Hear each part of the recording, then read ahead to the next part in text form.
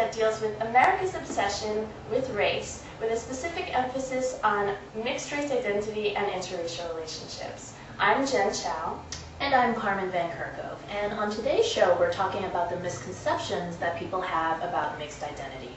So Jen, what are some of the misconceptions that you think people have about mixed identity that you wish people just knew wasn't true? Well, one of the things that I think is the worst or the most frustrating is the idea that mixed people are the most beautiful. We've heard so many people say, oh, you're so lucky, I wish I was mixed. Mixed people are the most beautiful people in the world, or the whole idea that, mixed kids are the cutest. Mm-hmm. This really overshadows all of the other issues that we could be talking about, like, exploring issues of authenticity and legitimacy, the whole notion that identity is fluid. All of these things get kind of lost by the wayside because people are so focused on the physical. Mm-hmm. Yeah, I think that one of the more unfortunate misconceptions about mixed identity is the idea that people who identify as mixed are doing it in order to distance themselves from their ethnic heritage or to deny even their ethnic heritage. I mean, how many times have we heard people say things like, oh, this mixed person is just running hard from their blackness, or this isn't mixed, just another way of saying not black. Mm-hmm. And like you said before, identity is fluid, and the reality is that many mixed people may identify as both mixed and black. Mm-hmm. I, for instance, identify as both mixed and Asian, or more specifically, mixed and Chinese, but to me, these are not mutually exclusive categories. Right. Yeah, I wish people would understand that as well.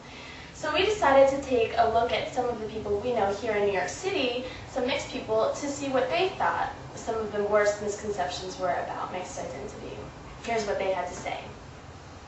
So the biggest misconception for me is that people say, oh, you're mixed. You've got the best of both worlds, which is true sometimes, but I think a lot of times it's not necessarily true, and that a lot of people with mixed race identity and identity issues can feel excluded from both of their communities instead of doubly included.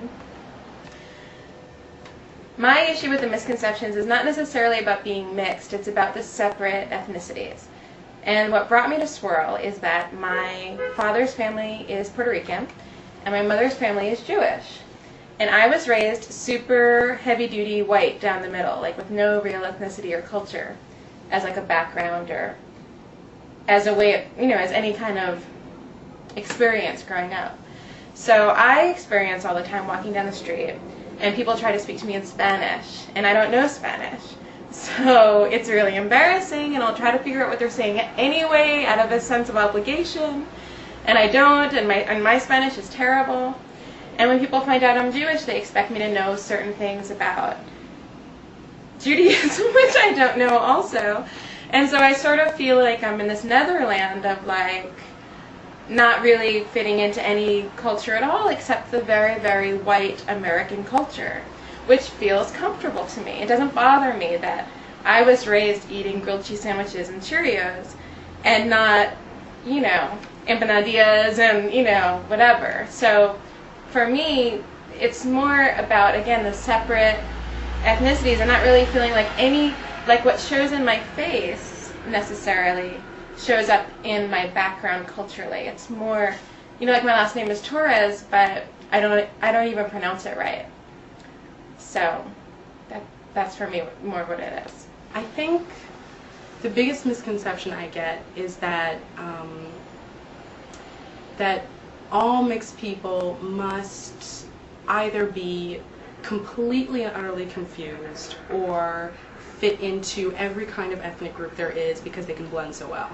That there's no in between and that there's no conflict with those two things. And very often I think people just assume that either, oh, well, you seem so well adjusted and that's so great, and like I would be psycho or something because I'm mixed and it's so confusing. And on the other end, they would, be like, oh, but that must be so hard to deal with.